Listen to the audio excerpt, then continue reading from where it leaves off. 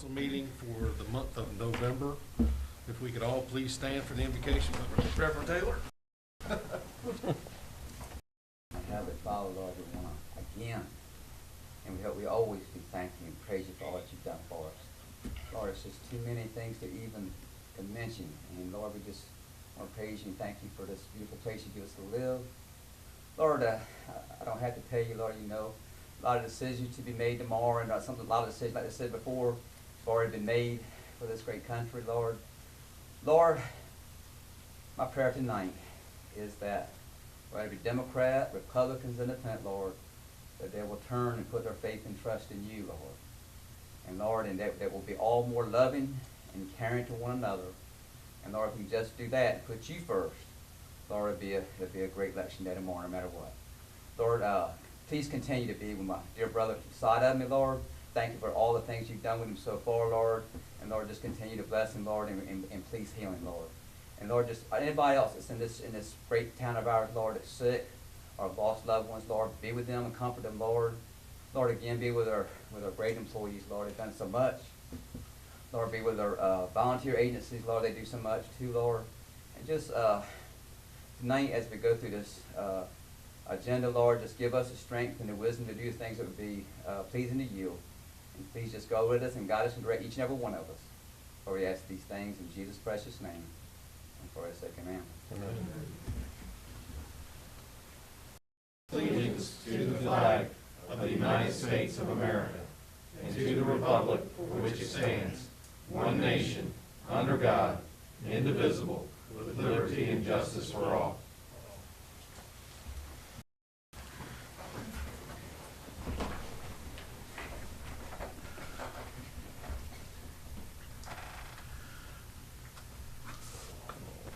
Love these things.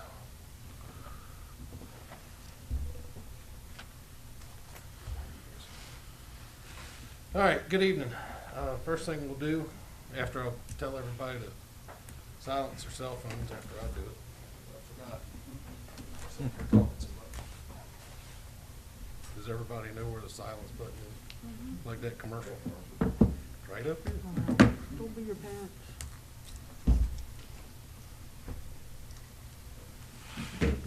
All righty. First we have public comment.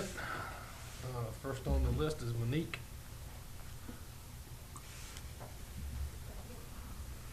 Good evening.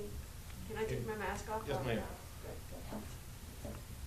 I'm here on behalf of Chincoteague Island Community Cats. My name is Monique Roski, and I'm the treasurer. Julie has asked me to come because she's up in Pennsylvania and to just update you on our current activities.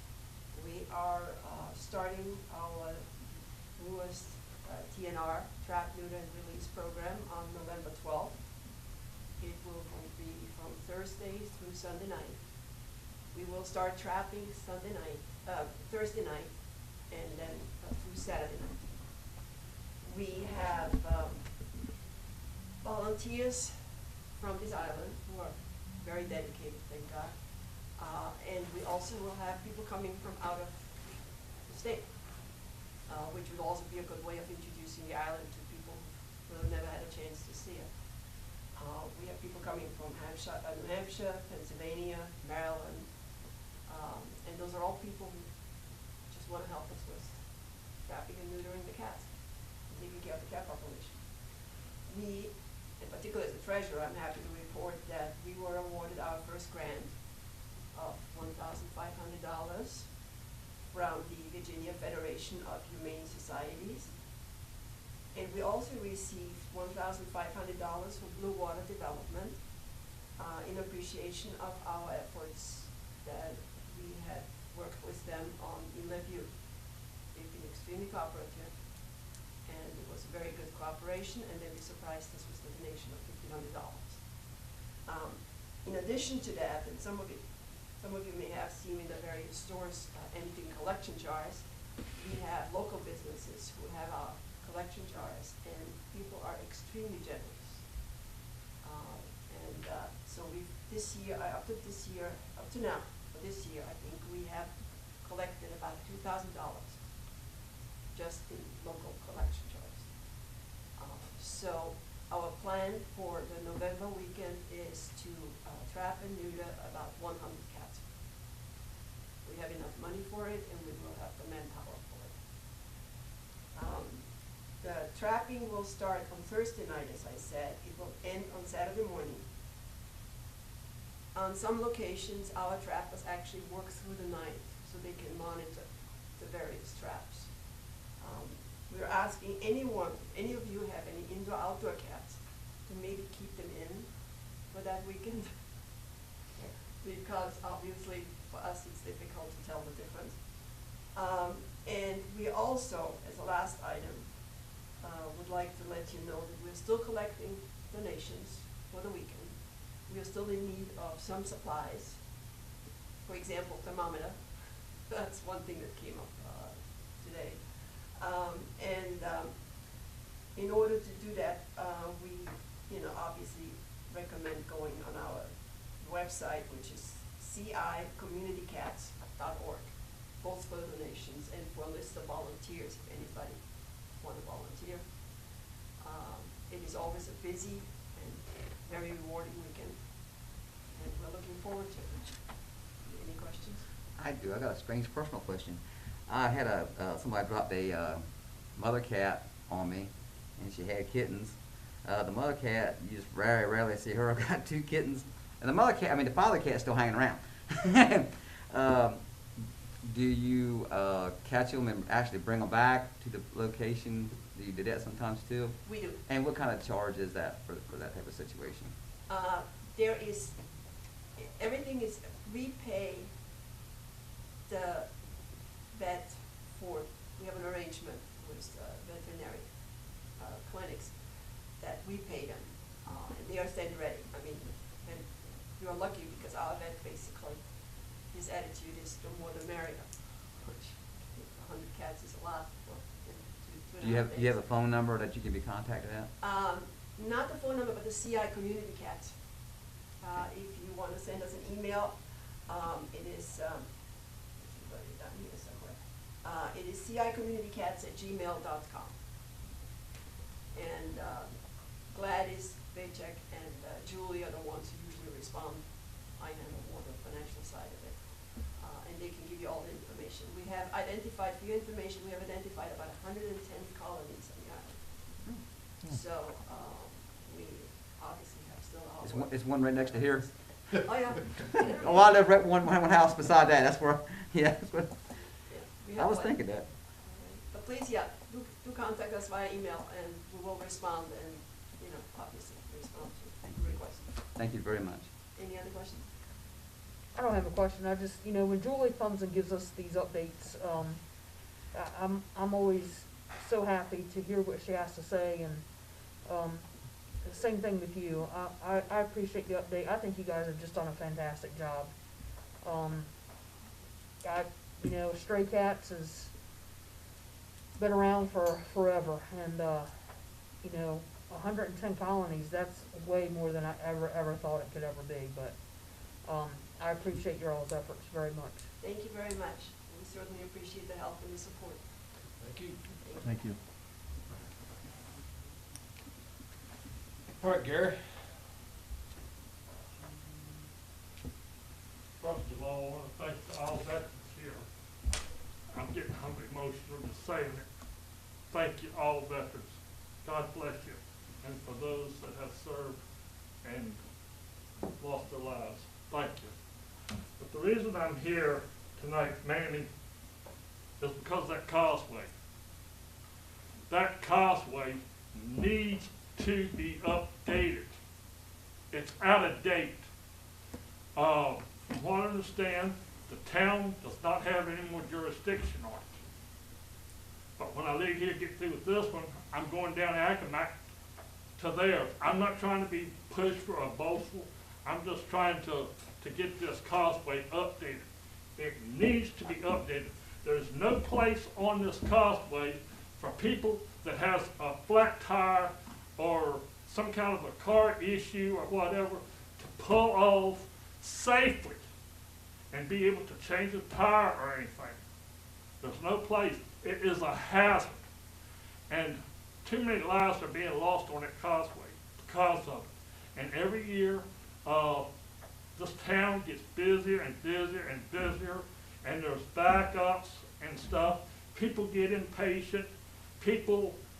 Some people aren't paying attention to what they're doing. They're on their cell phones or whatever. And I've talked to some members, spoke to Jay Jeffries, and I hope I'm not embarrassing Jay, because I love Jay Jeffries to death.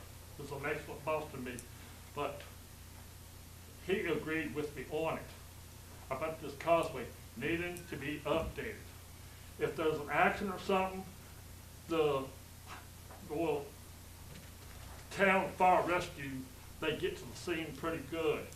But there needs to be, I'm not saying an extra lane, because that's going to just cause people to speed more. But there needs to be that place, wide place, from leaving the town, once you get past that bridge tender, all the way over till you get to the mainland. It needs to be a wide enough place that no matter what comes up, because you don't know when your car's going to break down. You need to feel safe to be able to pull off. The only places you've got to pull off right now is a bridge. And there's things, do not stop on bridge. But I'm not saying that extra wide space on the side of the road is for like just to pull off the sightseeing. No. It needs to be enforced that is only for an emergency pull-off. I can tell you about accidents. You see this here? You see this here? And this here, when I was in the 5th grade in school, we weren't going that fast. But the guy that I was with, I was only helping. We hit head on. He went the other guy's lane. I hit the windshield, and I was only about a block away from the hospital, but I almost bled to death. But I'm not talking about that issue. I'm talking about no matter what issue comes up on that causeway. Maybe you're driving along and your kids are being disruptive. You need to be able to pull off and deal with the issue right then. Let the kids know that you're in control and you're not going to be putting up with their behavior or whatever. Something needs to be done to update that causeway. Plus the fact it needs to be raised up so that people that has jobs off of the island can get off of the island and get to their jobs on the island, or if people that come to their jobs here on the island, they can get here without the road being flooded and stopping them from getting on here. Now I've talked to another farmer out here, and he says, I agree with you. He said, but ain't nothing gonna get done. Well, I'm here to tell you tonight that I'm not sticking my fingers up my rear end and not doing nothing about it no more. I'm gonna do my best to fight, whether I win it, whether or not lose it. If I can save one life for somebody on that causeway, then I'm proud. And I'm pretty sure Denise goes to these fire calls or rescue calls or whatever like that. When they start to get to go to the call, am I going to find a kid in there that's where the victim may have been hit head on or whatever? Are they going to be dead bodies there? And if so, how bad are they going to be? That causeway, my friends, it needs to be updated. And I have a case number. I've already spoke to the guy from VDOT. I've copied down his phone number, but the last digit, I don't know what, if I accidentally erased it or what. But the reference number is 133-5380. And he's the one that I'm was referenced to deal with, and I give you all a copy of it. I have Thank you, more. Gary. But that causeway is out of date.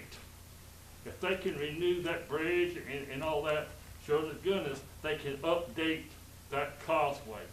I don't wanna see another life lost on that causeway. Are there gonna be more lives lost? Yes. There's gonna be more lives lost, whether they upgrade it or not. But it needs to be dealt with. And the next ACMAC meeting that they have, I plan on appearing down there too, to see if I can get them on board. But I'm hoping that the town will join me on help, trying to help get this done. Yeah, I think Mr. Talbert can give you a little bit, insight on that. He has been working on it. Who's that? I Right can here. get it during my staff report, which is coming up. He's gonna give it in during his staff report. He's gonna give a He's report. been in contact with VDOT Yes, on this very subject. My dad, this has nothing to do with the causeway, but my dad worked at a funeral home.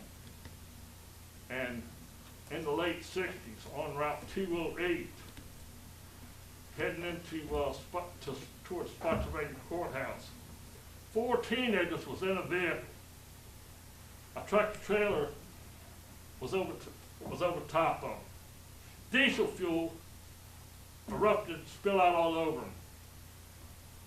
Fried them like bacon. This I don't want to see. And anybody that goes to a fire call, a rescue squad call, they don't want to see it either. I feel sorry for them to have to look at it because it's not a pretty sight. So please, Chincoteague, please. All right, thank you, Gary. Help me on this. We're Please working on it. help me. we're working on it. It's being worked on, Garrett. Ma'am, It's being worked on. thank you. All right, Mike. Thanks again, you bet.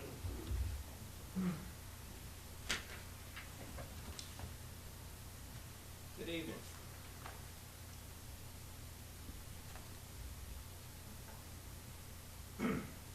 Letter from the Chincoteague Volunteer Fire Department to the Mayor and Town Council. Dear Mayor Leonard and council members, in the town's budget for 2020, I was hoping as the rescue chairman that the fire company would have been approved to add at least 3 additional paid medics, which was also a wish shared by Mr. Brian Rush, the town's EMS supervisor.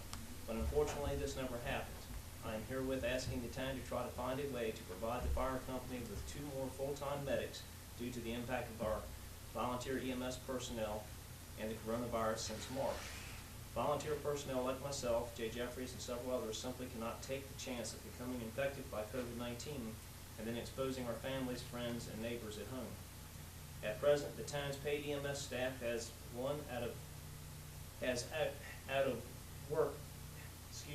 paid EMS staff has 1 out of work due to a leg injury from a fall, 1 out for knee surgery, and the 3rd in isolation for 14 days due to providing care to a patient with possible COVID-19, which is required by the standard guidelines. In consequence thereof, the EMS staffing schedule for the month of November has 14 days with only 2 medics on duty, which is sufficient for getting 1 ambulance to respond on a call. On the remaining days, there are 3 medics on duty, which will allow a 2nd ambulance to respond to the scene and begin patient care, but will not require another provider or a 2nd responding company such as Oak-Hall to transport the patient to a hospital. Occasionally, all 3 of the medics will be needed on the first call for a priority patient with a life-threatening illness or injury. I am requesting the additional medics to protect our community in these circumstances. This will not solve all of our problems, however. It will greatly help the situation, especially with the COVID-19 infections again increasing. The town has been blessed for many years by the volunteers who have saved the community thousands upon thousands of dollars. Even with paid EMS personnel, the volunteers have continued to fill the vacant positions, but sadly, those days are coming to an end. The fire company has a few volunteers who still desire to respond and get the ambulance act. Just when they are ready to help, a new case of the virus appears and discourages them out of concern for their health and that of their families. Each of you knows that the fire company is paying for the new $5 million firehouse, and also a new replacement ambulance is being sold at a cost of $259,000. With more families relocating to the island, it is increasingly our ambulance call it is increasing our ambulance call volume annually. The town and fire company have always worked together closely to provide the best services that we can to protect our great citizens and visitors. In closing, I am asking the town to somehow find a way to hire more medics so we can maintain that feeling of security. We do not know the time of day or night that others or even our family members may need an ambulance and the care that it brings with it. Thank you for your consideration of this request of greatest importance. Holly J. Reed, CBSC Rescue Chairman.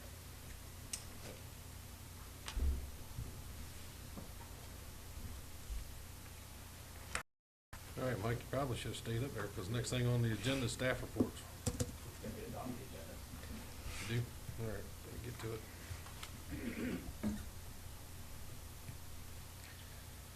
All right. I'll entertain a motion to adopt the agenda for this evening.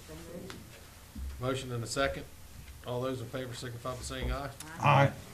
Thank y'all. All right, now you're on, Mike. Good evening again. General Government Staff Report. Right now, we are working very diligently in the office on tax bills. We received last week from the county our tax bills all prepared, or the data, I should say, in via email. We sent the data to Southern Software, which converts it to the system that we use, and they had it all ready to go at the beginning of last week. Ladies in the office have been working diligently to get those tax bills organized, printed, and stuffed, and I can report to you that by tomorrow morning they will be mailing over 10,000 bills. You can keep mine. I will also tell you that they did not mail anybody who worked for the town. They handed Evidently, have you got yours yet? No. I have three I have not taken out of my book bag yet. I have to send it to you. Water supply updates. As you all know, the GAC plant, the Grand Rant Activated Charcoal Treatment Plant for PFAS that NASA built is done.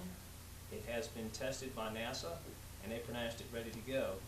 When Harvey and I visited the plant back in August, we told them that we were not ready to use that in our water supply yet. We wanted to see some operational testing. That operational testing has been proposed and approved. We proposed a scheme to them. They modified it slightly, and we approved the testing scheme. It'll start on Wednesday next week, on Veterans Day. It'll go for about 12 days. They will run all 3 wells at different on different cycles for 12 hours apiece. They will test after every cycle. When that is complete, the testing is complete by about November 20th.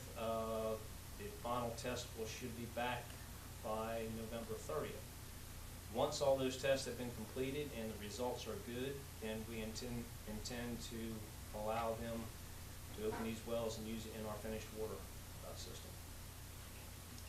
And I don't know of another thing. We've consulted experts. We've kicked this around quite a bit. I don't know of another thing we could do to ensure that our drinking water is safe coming from those wells, other than what we've done here. The PFAS recommendation from the CDC is less than 1 part per billion. So I'm sorry, from the EPA, is less than 1 part per billion. So it's a very minute concentration, which is recommended to stay below, and it's difficult to test for. I believe they're sending the test to Florida, a lab in Florida somewhere. So, but we are excited to get this going. The water department uses shallow wells more in the winter than they do in the summer because of the decreased volume required. Hey, Mike, Yes, sir. do you have a handle on the test results? Like, are they coming directly to us, or are they going through a third party? They will come from the testing lab through NASA and directly to us. So they are coming through NASA Yes. first. They're Okay. coming through NASA first. NASA will own and operate this plant Okay. completely. I mean, they will coordinate with us, of course, and during the testing, we will actually be turning the wells on and off. But they know, we both have the same testing schedule. They know which ones we're gonna run on which day. It's closely coordinated. Excuse me. But yes, they will own and operate this entire plant, which we want them to. We don't want to be training people and incurring the expense of operating this plant. So we're happy to let them do it. And Mike, if I may, you Yes, sir. mentioned testing, probably the first 30 days will be testing daily. There's a 5-day turnaround on the test. And then they'll back off to weekly and then bi-weekly and eventually monthly. But it's going to be continuous testing involved. It's not just one and done and assume it's fine. It's going to continue to monitor. That's after the operational testing has been completed and cleared. Once they start putting the water into our system, they'll continue to test for some time. And they have to because, excuse me, they have to because they have to continually check how effective the media is going to be. The media does degrade over time the more you use it, and they have to continually check to see how fast it's degrading so they know when to change the media in those tanks. They do have 2 trains in that plant, so they can switch trains, and while they're when one test is getting low or allowing too much concentration through, they'll switch to the other train while they prepare the first train. So there's some redundancy there. Mike, how long is the operational testing gonna take? The operational testing is 12 days. It's 12 days, 12-hour days. There are 3 shallow wells, 3A, B, and C. They will run A and B the first day, A and C the second day, B and C the third day, and so on, and go around. Each one goes around, I think, 4 times. They go through that same cycle and run them for 12 hours each. And the reason we asked for that, they did an initial test and did it. I think they ran 7,500 gallons of water through there, enough to fill up their overflow tanks, and did a test and pronounced it done, and it was good to go. And if I had read this a little bit thoroughly, I would have seen that it took 12 days. That's okay. Thank you. But in any event, we asked for some operational testing because as those wells draw down to water cone below ground, it changes hydraulics, and we want to see, after they've been pumping for some time, we want to see what water that they're drawing from probably a ways away, and make sure that we're still getting some good tests here before we want to see something that simulates our normal use, is what we told them, and they've agreed to do that, no problem. Moving on to the CARES Act. The second round of the CARES Act was very successful. We've awarded 35 more small businesses, 4 more watermen, for a total award through rounds 1 and 2 of 88 small businesses and 11 waterman grants for a total of over $398,000 we've gotten to businesses and watermen on the island. Likewise, we awarded $39,575 in hazard pay to EMS, police, and some public works employees. We still have a balance of $59,000 and change. We are still looking at possibly funding 911 console through that, if we can come up with some alternatives in the next few weeks that are reasonably priced. So far, we're seeing everything at 6 figures. So Robbie and I are still hopeful that they'll come up with something that we can use that will fit within the CARES Act guidelines. If not, we have a host of other options that you see there that we can expend those funds on and bring them all the way down to 0. Financial report, not much to report here other than the numbers look inflated because you'll see CARES Act expenses going on, so the expenses are higher, and you'll see CARES Act funding going on because we receive funds from the county to reimburse us for those expenses. So everything looks inflated. That's why the percentages are high. The harbor doesn't reflect that, of course, and neither does the water. So those numbers are true, what you're seeing there. But the general fund does look inflated on both revenues and expenses. Transient occupancy taxes and meals taxes. You can see our meals taxes were slightly behind this time last year, and they beat the 3-month average. Transient occupancy taxes were ahead of this month last year, and also the 3-month average. You see the building and zoning numbers there. Mark Biden continues to do a great job for us. We talk every day, and he he's corrected several things that have cropped up since he's been on duty here, and doing a good job for us. Harbor Masters Fishing Tournament. The Harbor Masters second annual fishing tournament was held on October 17th. We had about 30 kids participate. It was a very windy and cold day, much like today was. The kids all bundled up and came out. Everybody got a T-shirt. 6 fish were caught, keepers. A few more were lost. The kids were all thrilled. Everybody had a great time. They all had something to eat. Special kid right there. Yeah, cute little fella there, with a 20-ounce or 20-inch finder. There was a DJ. We had a lot of business participation in this event. Everybody donated their time, and the Harbor Master would like to thank the following. I'll read them out. That's Tom Basilou at Captain Steve's Bait and Tackle. They donated a bunch of stuff. Matt Abel at Seahawk Sporting Goods.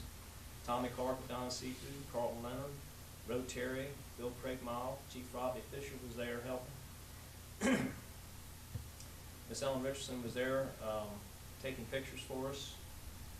Mr. Bobby Lappin, Chief of the Fire Department, brought a couple fire trucks for the kids to see.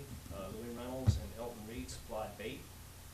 And the charter boat captains, a lot of them turned out to help the kids fish, to teach them how, and they were teaching me how to rig a couple poles, because I hadn't done that in a long time. So George Garner, Tim Walsh, Mike Hansforth, Jerry Ryan, Matt Mason, Clint Baker, John Chenault, Wayne Lewis, Charlie Koski, Larry Stoller was the DJ, Bobby Cliff Cook, and Keith Crawford. And I want to thank Vernon. Vernon, our harbor master, he's done this for 2 years in a row. If you know Vernon, he loves to do things for kids. He got more excited than the kids did about seeing them catch fish. It was a great day, and he just does a great job for us. This was something that cost us a few T-shirts, and it was a great day with everybody involved. And with that, I'll take any questions that you may have. If not, turn it over to Harvey. Thanks, Mike.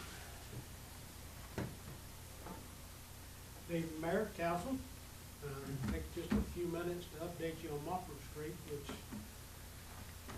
believe me, is taking everything we've got for the past month now.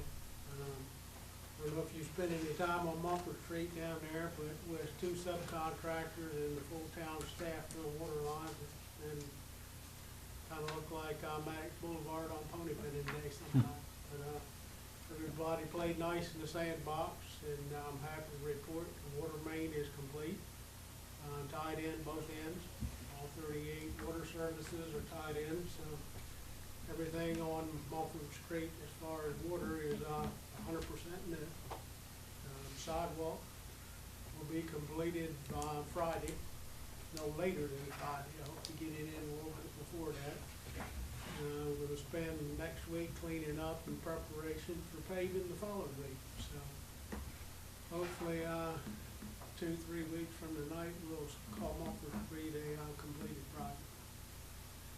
The other thing on my monthly report that I failed to put in there, I should have, we finished painting close to 300 fire hydrants this month, which we've been kind of nipping away at it all summer, but good to have that project done. Other than that, I'd be more than happy to try and answer any questions you may have. Mr. Mayor, you know, I want to thank you for doing what you did. You all heard me say it. When a road gets paved, new water line should go in. I mean, not just saying about the concrete asbestos plate. It's at the age now that it needs. It has a life expectancy of, 50 years, Mike? Concrete asbestos plate. Yeah. And I'm saying a bad word, but I'm going to say it like it is. You know what I'm saying? I'm going to tell it like it is. Word is translate. Yeah, I know the word, but you know what it's made out of. I'm not going to sugarcoat anything. But like I say, I've been talking about it many, many times. Anytime a road's done, that is the time, because if you don't, you condemn it to another 20 or 30 years of that pipe. And that pipe, you know, I've done a lot of research on it. It has a life expectancy. Now, I've seen it turn to mush. At the Brown High School, was there when they were coaching, and it was turned to mush. And I've seen it with my own eyes, and you know, I've always told it had a lot of bond coating of muck into it. No, it was clean inside. And when it turns to mush, that's in a bad state. That's not a place you want the concrete and asbestos. And I had no idea why I never will, but Mumford, half of it was AC and the other half was gas. Mhm. I don't know why. But a big percentage is the other. Yeah, it's all C900 now. Yeah, in the good. end. So I'm saying is that anytime I'm hardcore, anytime my road gets done, it's just fun to do it. Anybody? It's gonna look nice. Yeah. It is. You're gonna have to put speed limit out there, cause somebody used that for a racetrack. Yeah, well, when we paved Pension Street a few years back, a resident called and read me the riot act. It was too smooth, people were riding way too fast on it, so. What do you wanna do? Thank you. A whole lot. Chief Fisher? Yes. I have included our report in y'all packet, and if I can answer any questions on that, I sure will. As y'all know, we've started our November, No Shave November. So, that's kicked off. We're gonna run that, again like we did last year. Talking with Mr. Rush, we had to modify it a little bit this year, that's why we're just kind of doing the goatees rather than the full beards for the N95 mask, if we have to. So, but everybody, I think, is getting on board with it. We're gonna run it again November, December, and January, and then we always donate that money to a local cause. And one other thing I had, Donna Leonard approached me, last week or week before last, about raising money for the park, the new park there on Smith Street. And, she wanted to know if, we could help her out as the police department.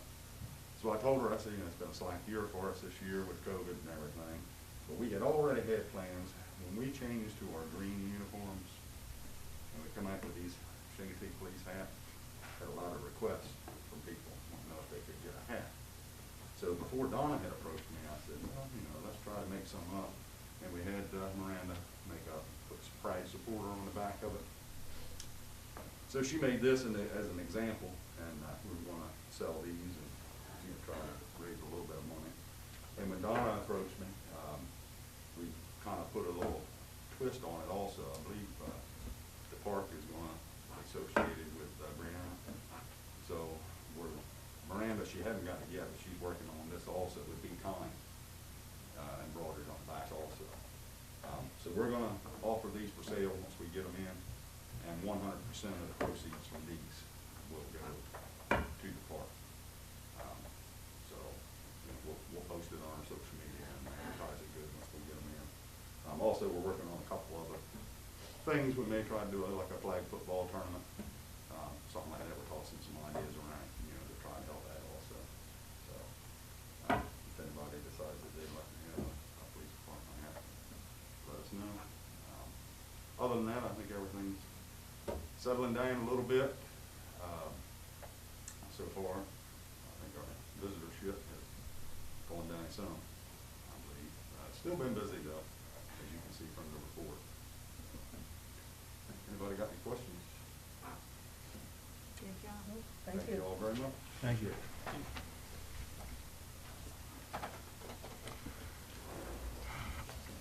Good evening. So for EMS and emergency management, I just want to give you a quick update. You have the entire report there with you.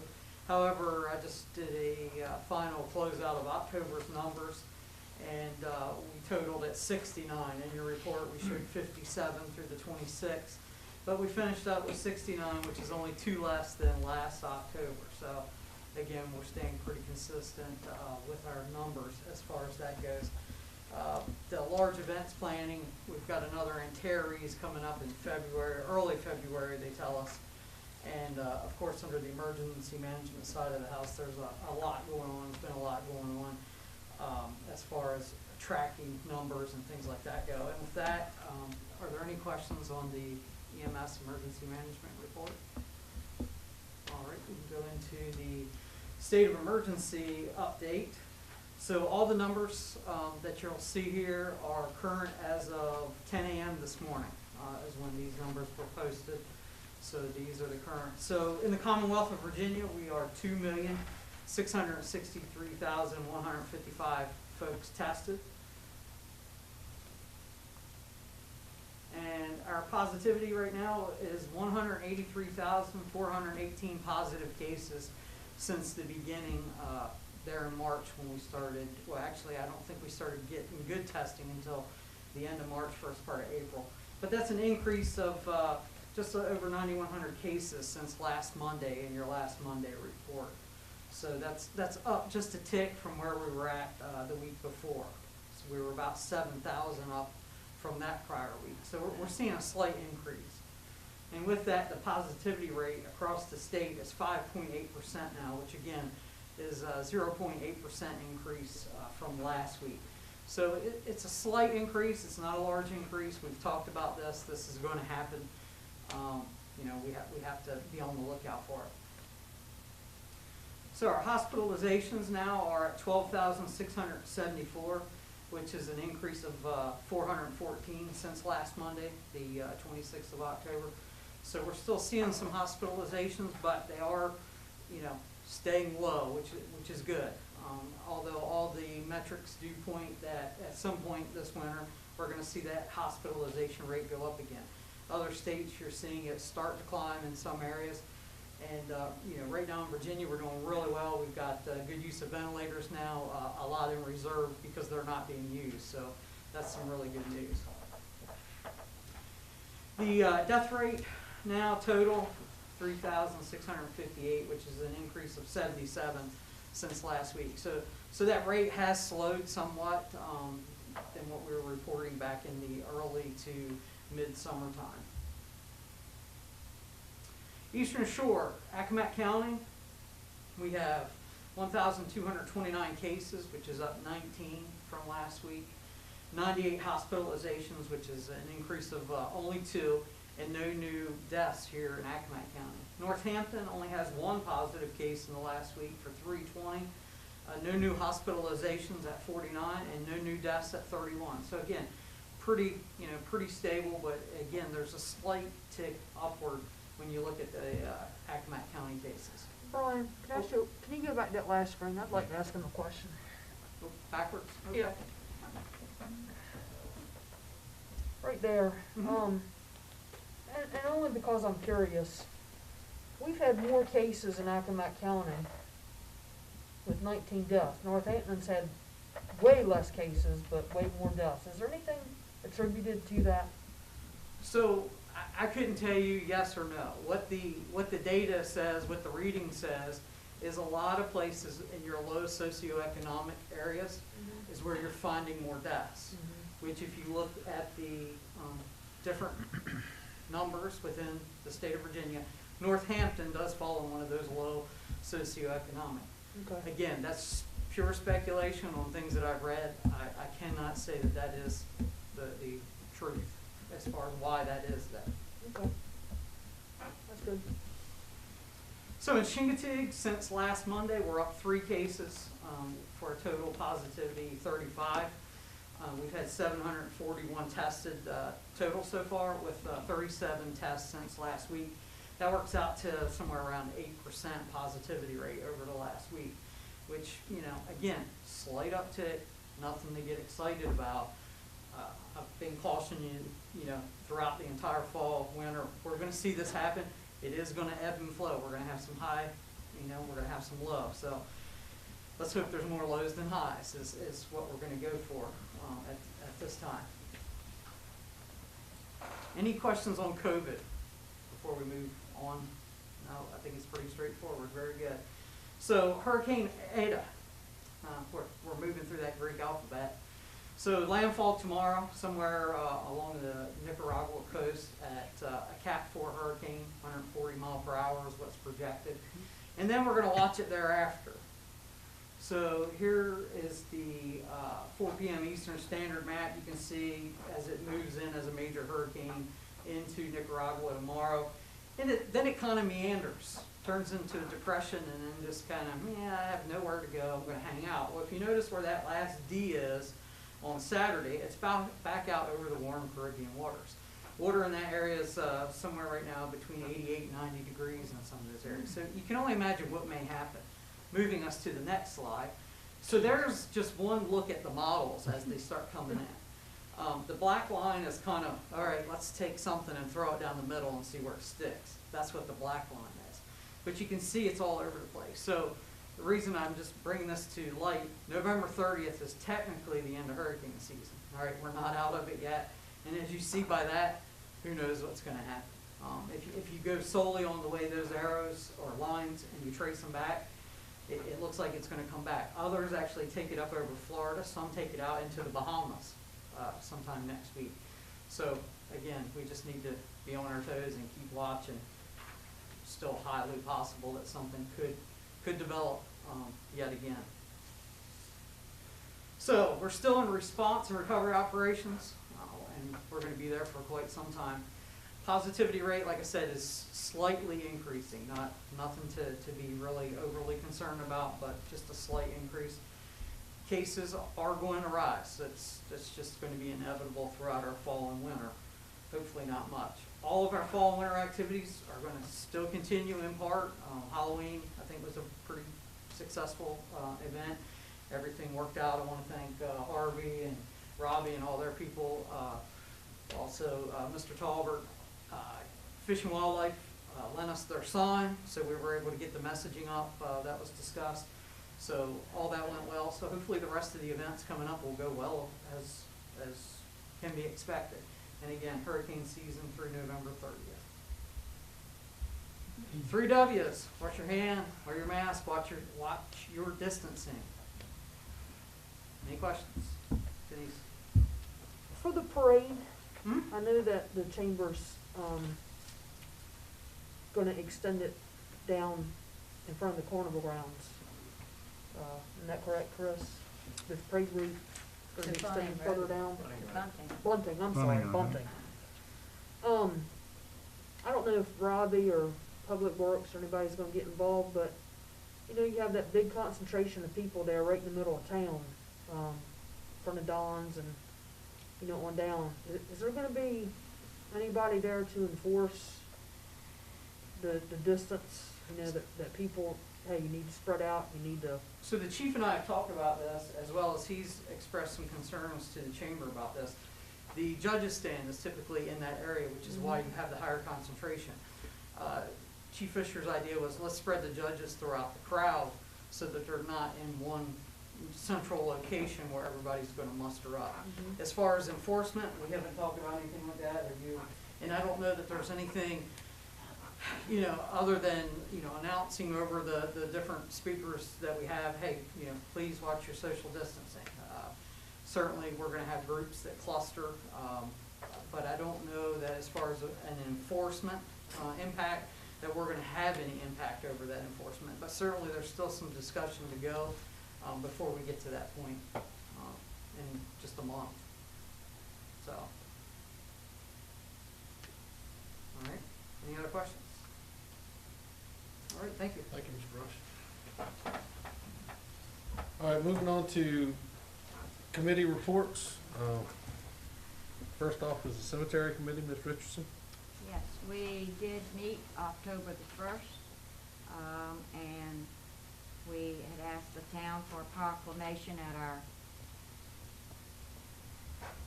recess meeting, and that was granted. Our cleanup week will be November the 7th through the 13th, and we will be at Mechanic Cemetery this Saturday morning, 9 o'clock until noon. So anybody that would like to pitch in and help, we're gonna pick up stuff. We're not gonna do no major stuff. From what I understand, we're picking up old stuff that's blowed all around. So, but we will be there from 9 to 12. Anybody have any questions on this? All right, moving on, you're still on tap for Public Works. I'm on a roll.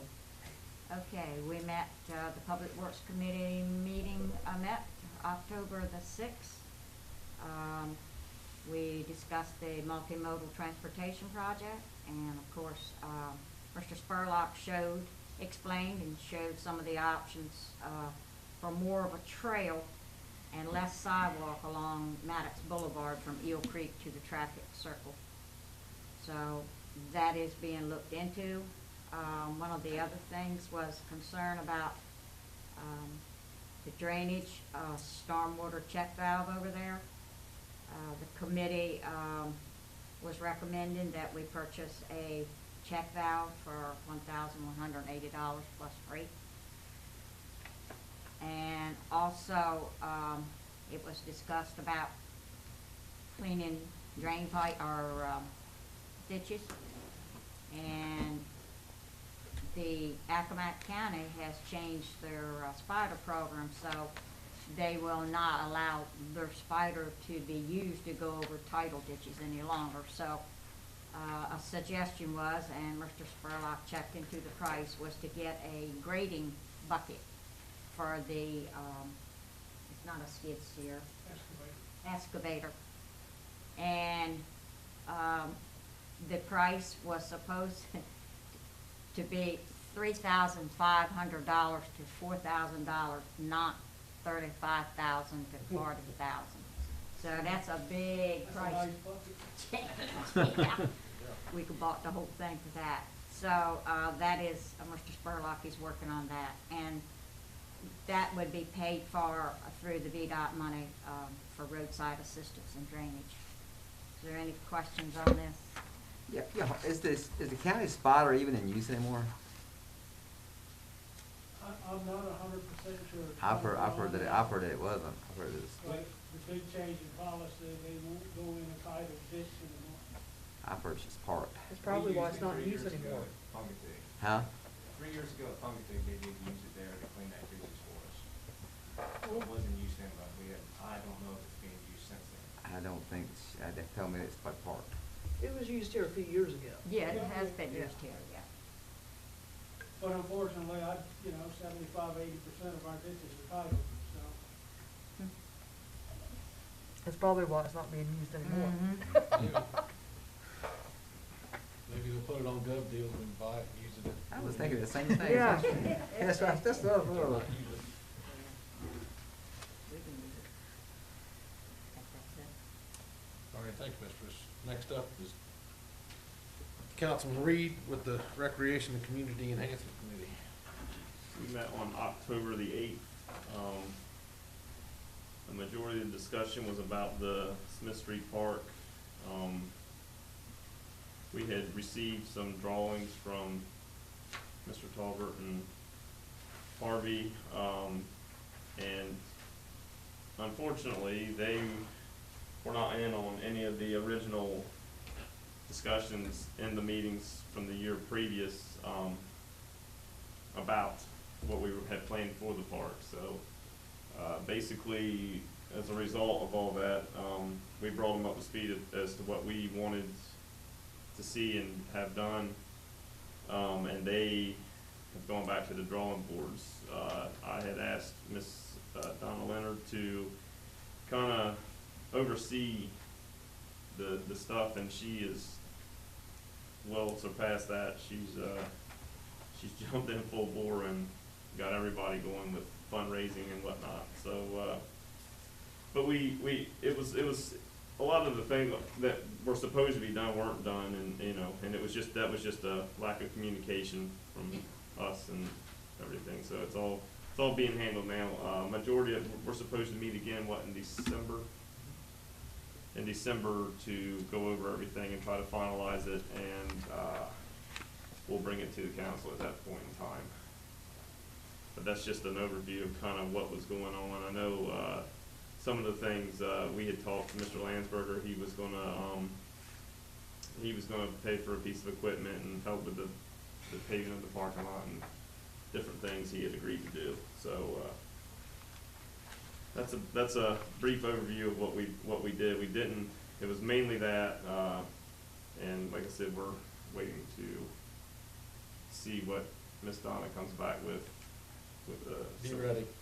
Oh, I know. She's already visited me on the job twice, so Good job. we're good. All right, thank you, Matt. Mr. Bott, Budget and Personnel? Budget and Personnel met on October 13th, and we discussed the CARES Act funding round 2, which council's well aware of. We've also discussed that in last work session.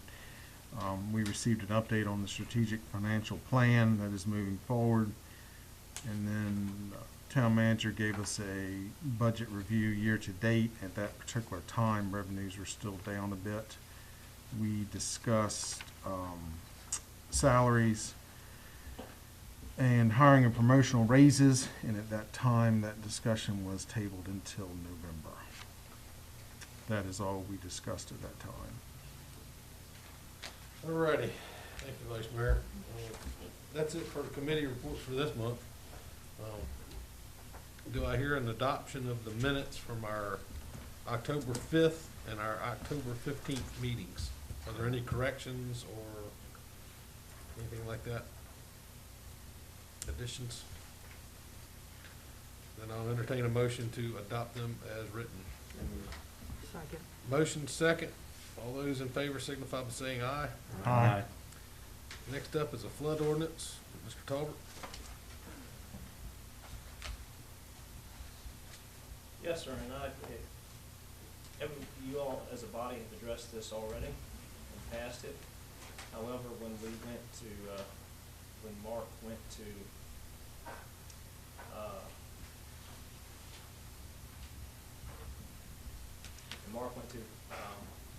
CRA to have it approved, they would not take it unless we actually produced a resolution for this flood ordinance. So basically, this is saying the same thing that you've already approved, we just have to do it officially in a resolution. So I'll read it briefly. Whereas throughout our community, there are many cemeteries and, They do flood occasionally, but not many. Whereas, let's see, yeah, this is the right one. Whereas the county council has interest on behalf of its citizens to reduce the potential damage and impact due to flooding within the town. Whereas the town has previously adopted and currently enforces a flood ordinance that places certain restrictions on the building of structures within the town to lessen and mitigate the effect of flooding. Whereas this ordinance currently requires that all structures located in a flood hazard zone be built to a minimum base flood elevation that also includes a 2-foot freeboard requirement for new structures. Whereas the National Flood Insurance Program's Community Rating Service will begin implementing a freeboard standard for communities with Class 8 ratings that includes a 1-foot freeboard requirement for all mechanical items as well as structures.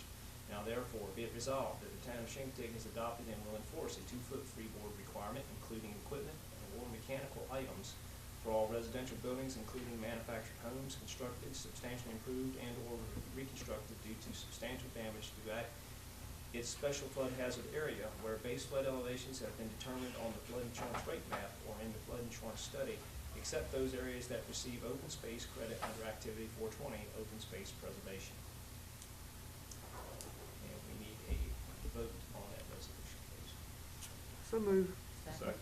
Motion and properly seconded. Any discussion? All those in favor say aye. Aye. Thank y'all.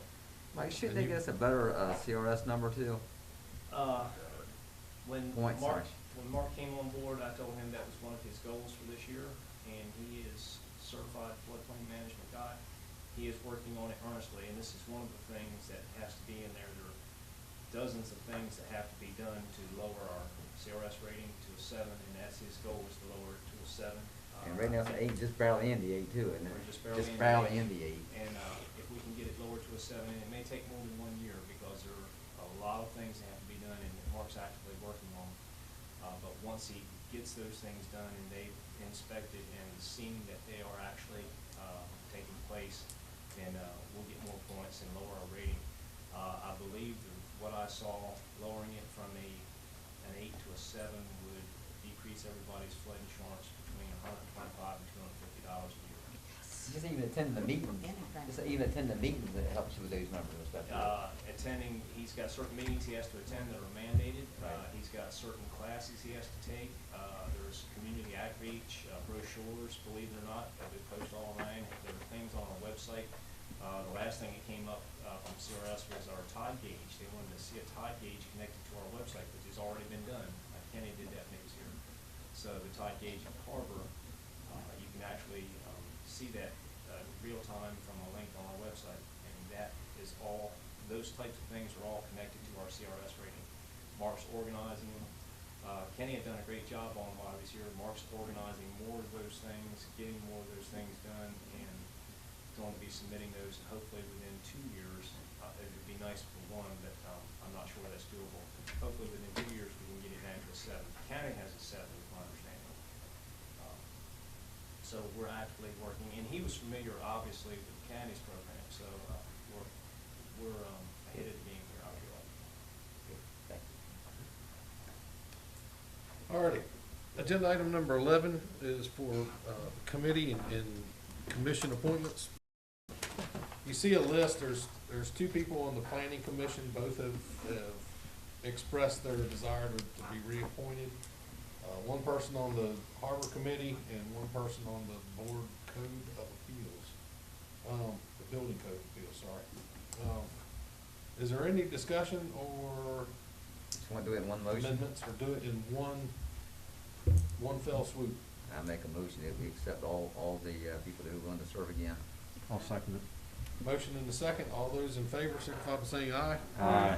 Thank you all, and thank you to the ones that agreed to continue to serve. It's a job that is very underappreciated.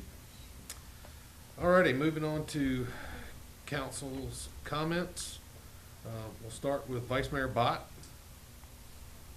I have nothing at this time. Thanks, sir. Councilman Bowden? Just wanna say again, like I've done the last couple of months, our fellow council member over here, Mr. McCone, is getting ready to go through some pretty rough stuff, and just ask that y'all please keep him in your thoughts and prayers. That's all. Alright, thank you. Speaking of Mr. McComb, go ahead, Billy. I didn't have anything other than just want to give best wishes and prayers to Supervisor Billy Jotar as he recovers from knee surgery, so, or knee replacement, I should say. So, best wishes to him. That's it. Thank you, Billy. Gene Wayne? Don't fret about the election, God is still in control. That it? That's it. Alright, thank you, Gene. Miss Ellen? No, I don't have anything, thank you. Matthew? No, we're all good. I just have one thing, if you couldn't tell, roll tide. I'll entertain a motion to go into closed session to discuss personnel. We'll get back to it. Closed meeting according to 2.2-3711A1 code in the state of Virginia. Do I hear such a motion? Second. Motion is second. All those in favor signify by saying aye. Aye.